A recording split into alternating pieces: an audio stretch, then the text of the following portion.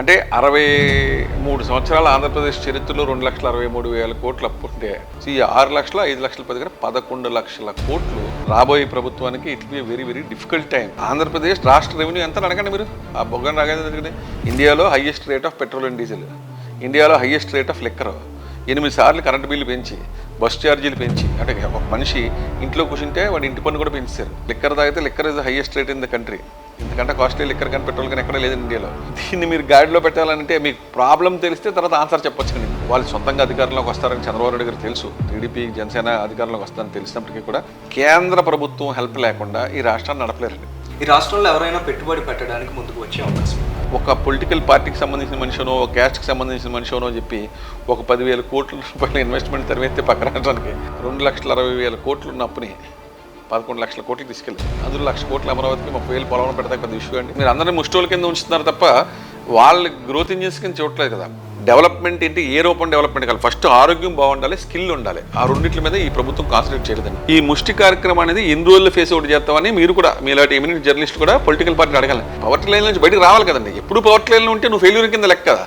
వీళ్ళు తీసుకుని పొజిషన్ నుంచి ఇచ్చి పొజిషన్లోకి తీసుకొచ్చిన వాడు లీడర్ అవుతాడండి. ఈ ల్యాండ్లు మేము కొట్టేస్తాం, వీఆర్ ఎంకరేజింగ్ పీపుల్ అనేది ఆ మెసేజ్ దాన్ని తీయటక ఆయన పెద్దగా I don't think that much effort he's been made. Jaganmohan Reddy garu నిజంగా ఆయన యూత్ ఆయన అంటూ కొన్ని సంవత్సరాలు రూల్ చేద్దాం అనుకుంటే భోగాపురం ఎయిర్పోర్ట్ 5 సంవత్సరాల నుంచి ఫాస్ట్ ట్రాక్ చేయకుండా లాస్ట్ ఇయర్లో మీరు ఫౌండేషన్ వేసి కాన్ఫిడెన్స్ టు ఇన్వెస్టర్స్ అనేది డెఫినెట్గా మైనస్ అనేది 100% మైనస్ అండి. ఇవాళ లూలు అనే ఒక షాపింగ్ మాల్ వచ్చి ఉంటే చెన్నైలో పెట్టారు, హైదరాబాద్లో పెట్టారు, కేరళలో పెట్టారు. మీరు అలాంటి సబ్మెరీన్ కేబుల్ వచ్చి ఉంటే కనుక ఫాస్ట్ ట్రాక్ చేసి ఇంటర్నెట్ రేట్స్ పడిపోతుంది, ఇంటర్నెట్ స్పీడ్స్ పెరుగుతున్నాం. కాన్ఫిడెన్స్ టు పీపుల్ అనే దాంట్లో 2 రకాలు ఉంటాయండి. ఇప్పుడు ఆయన ఓటు బ్యాంక్ ఉంది 40%. మీరు ఆయన ఏం చేసినా 40% ఆయన ఓటేస్తున్నారు కదా. భగవంతుడు అతనికి అవకాశం ఇచ్చాడండి.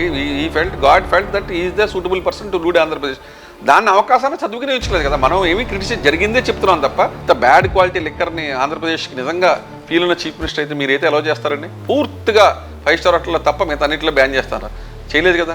ఆయన పూర్తిగా స్వాగతిస్తున్నానని చెప్పి అమరావతి అన్నారు, కంప్లీట్ డిస్ట్రాయ్ చేసి పడేసారు. ఆయన అధికారంలోకి వస్తే ఈ రాష్ట్రంలో భవిష్యత్తులో ఏమన్నా ఒక భరోసా ఉంటుందో? మీరు ఒక ఇండస్ట్రియల్ ఎక్స్పర్ట్గా అంటే ఒకటండి, కూడా మళ్ళీ ఆయన అధికారంలోకి వచ్చి అది I don't think that's a possibility. ఎందుకంటే easy to form government for Jagan. Not possible. పేదల ముఖ్యమంత్రి అని చెప్తున్నారు కదా మీరు. You look at the income tax assets అండి. Is the richest politician in the country. ఇండియాలో ఆయన కంట్రీ రిచ్ పర్సన్ ఎవరు లేరండి. He can control CBI, he can control ED, he can control income tax. 12 సంవత్సరాల జ్యుడిషియరీలో ఒక కేసు కూడా ఆయన మీద ముందుకెళ్లకుండా మేనేజ్ చేయగలిగారంటే ఆయన ఎంత బ్రిలియంట్ అండ్ క్యాపబుల్ పర్సన్ అని మీరు అర్థం చేసుకోవాలి కదా. ఆయనకి నాకు తెలిసి 10-15 సీట్లు కంటే రాకూడదు. కానీ ఈ బ్యాక్గ్రౌండ్ 12 సంవత్సరాల నుంచి ఈడీ కానీ, సిబిఐ కానీ, ఇన్కమ్ ట్యాక్స్ కానీ, జ్యుడిషియరీ కానీ ఎవరు ముట్టుకోలేని స్టేజ్లో, ఇన్విన్సిబుల్ స్టేజ్లో ఉన్నారంటే is a very powerful person. ఇంత పవర్ఫుల్ అండ్ రిచ్ పర్సన్ ఇండియాలో ఎవరు లేరండి. అంత పవర్ఫుల్ అండ్ రిచ్ పర్సన్కి వేరే ఏజెన్సీస్ ఏమైనా కోఆపరేట్ చేస్తే కనుక there is a chance, otherwise there is no chance. The party leadership of Jagannath Reddy garu and Vyas Jayaswal Reddy garu have curtailed the powers of all MPs and made them dummies, whatever you can call it. Okay, so మంచి capable person వెళ్ళినా మీరు వెళ్ళినా నేను వెళ్ళినా కూడా మనం ఏం చేయలేము అక్కడ.